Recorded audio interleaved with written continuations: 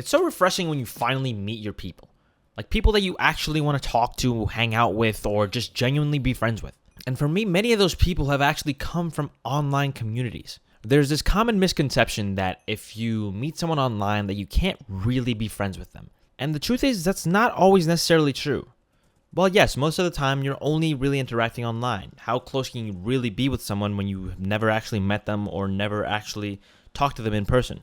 And the truth is you don't have to meet up with them in person to be friends with them. You don't have to have that specific type of human interaction.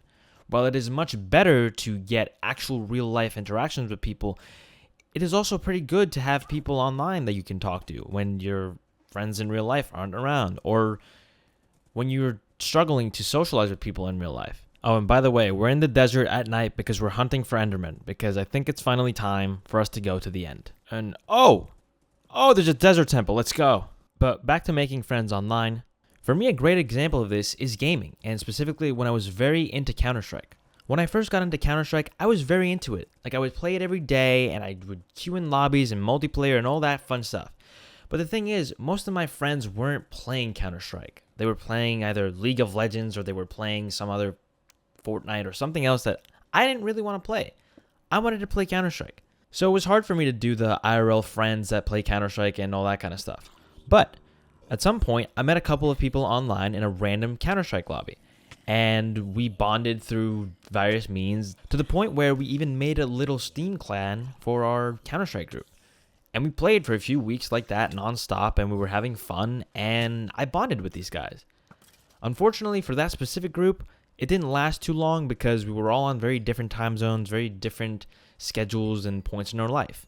But 4 to 5 strangers had met online through a video game and were able to bond just from that. Just from having that one common thing that they like to do and became friends. And you can do that too. Maybe for you it's not Counter-Strike, maybe it's Call of Duty, or maybe it's Minecraft. And if it is Minecraft, I have great news for you. Because this weekend, Saturday, the 27th of July, I will be holding an open beta for the official niko SMP Minecraft server. That's right. From 2:30 p.m. to 6:30 p.m. EDT, the server will be open to the public for one day only, and we're going to play a little game of Simon Says where you could win a super secret mystery prize. However, there are limited slots on the server, so if you would like a guaranteed slot on Saturday, join the niko SMP tier on my Patreon, which is linked in the description below, which also comes with more perks such as an extended beta period, everything in the Content Plus tier, and of course access to the niko SMP when it officially launches. And I'll be posting the SMP's IP address on my Discord server, which is also linked in the description below. And I'll see you all there on Saturday. But getting back to it, that Counter-Strike group was the first time I had ever actually made friends online. And through that I saw that there's more potential to actually bond with people through the niche topics that I'm into. Okay? One big niche topic for me was the fact that I loved YouTube. I watched countless content creators, make my own videos. I genuinely live and breathe YouTube. But when I was a kid, people in my hometown didn't really share that with me. I had one friend who kind of liked making YouTube videos, but he got bored of it very quickly. I was the only person who was like the self-proclaimed content creator that was doing it at any capacity. Even if it was still just a hobby, I took it seriously. And I wanted to find other people that also took it seriously. Now, fast forward quite a few years, I actually applied for a video editing gig. And this editing gig was, for at the time, quite a mid-range small channel, honestly basically where my channel is right now. And through that job, which was online and remote, I became closer and bonded with the owners of the channel. And of course, I never met these people in real life, but I spent a year with them. A year of my life on calls and trading comments and opinions back and forth and all kinds of things. And I got to know them pretty well, even though I had never actually seen them with my own eyes. We bonded through our love of YouTube and video creation, which were things that I don't really get to bond to with people in real life that much.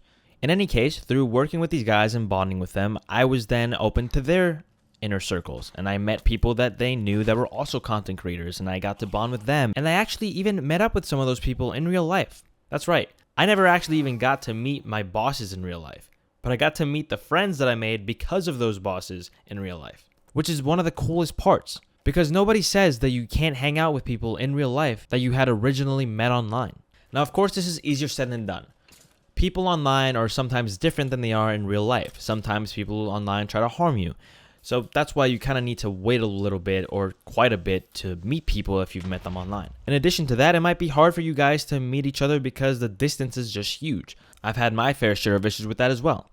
But it's such a beautiful thing when you actually do find people online, people that share your common interests and people that share common goals, because you can actually make things so much easier for yourself in your life when you surround yourself with those people that you would consider like-minded. In fact, I would argue that the success of this YouTube channel is very heavily dependent on all the people I met throughout this entire year, because I was constantly in calls with people that all understood the industry, and I was motivated by all my friends and others around me that were doing the same type of work and working really hard at achieving a similar goal. So quite honestly, I owe a big chunk of my success to the online friends that I made along the way. And that could be you too, with your online friendships and connections. And by the way, that was not the first time that I had met with people in real life that I originally met online. In fact, my former roommate and I had actually met someone on Fitz's Discord server. Fitz from the Misfits, great content creator, would love to talk to him one day, actual GOAT, but that's besides the point.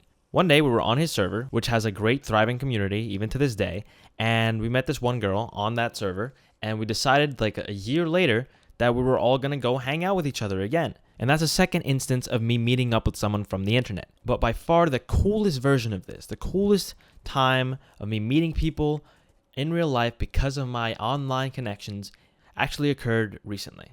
About a month ago, I went to this event in New York City, and the only way I found out about this event was actually by being in a Discord server. The Discord server in question was Colin and Samir's Discord server. And if you don't know who Colin and Samir are, they're two great content creators. If you care at all about being a YouTuber or a content creator at all in the creator economy, you should go definitely watch their videos. But in any case, I joined their server, honestly on a whim because I wasn't really that interested in it. But they put up an announcement for an event they were hosting in New York City. And I was like, that would be pretty cool to go meet other content creators finally after all these years and maybe network a little bit and see what other creators I don't know about or cool people. And when I tell you, that event was the coolest thing I ever attended. Like, for me specifically, that was one of the coolest things I had ever done because I was finally surrounded by people who had the same obsession and thing that they wanted to do with their life as me, right? Everyone in there was some version of a content creator, YouTuber, TikToker, Instagram Reels poster, anything at all was in that room. And I met a few people that even recognized me. I met up with a guy that knew of my content, and I also knew of his content, which is a crazy concept to me. Two people that respect each other in the content creation world kind of just met up by accident at some random free event, by the way. This was a free event. So anyway, I talked to a bunch of people there, took down a bunch of Instagram, social medias, whatever, and I talk to these people now on a weekly or even daily basis. People from that event that I again only joined because I was in the right Discord server at an accidental time. And to take that a step further, I actually this past weekend got breakfast with a creator that I had met at that same event. And the creator in question is a tech YouTuber that goes by nothing but tech, great content, you should definitely go check her out. But we got breakfast together, had a great conversation, time flew by, and we might even actually collaborate on a video. Now, I don't know about you, but that is insane to me, that I joined a Discord server, decided to go to this random free event and met up with someone that I am bonding with and having a good time with and potentially collaborating on something that we both love to do. Like, how cool is that? All from a push of a few buttons to there. I think that's literally the definition of the butterfly effect. One small action leads to a crazy and much larger, complex other action. In any case, this has become a little too YouTube specific. All you basically need to know is if you're careful and you understand how the internet works and how people are a little bit, you don't have to be afraid of online strangers, because those online strangers can become friends, business partners, and everything in between if you just put yourself out there in this digital world we live in. Whether you join a Facebook group about people who like hiking in your area, or you follow an Instagram page that posts about all these garage sales that you want to go to and buy things from, or it's a Discord server or Reddit, anything from all the various social media tools that we have to our disposal, you can do it too. You can have digital relationships that can be added onto or even become some of your most precious real life relationships. Thank you all so much for watching, and as always, good night and good luck, everybody.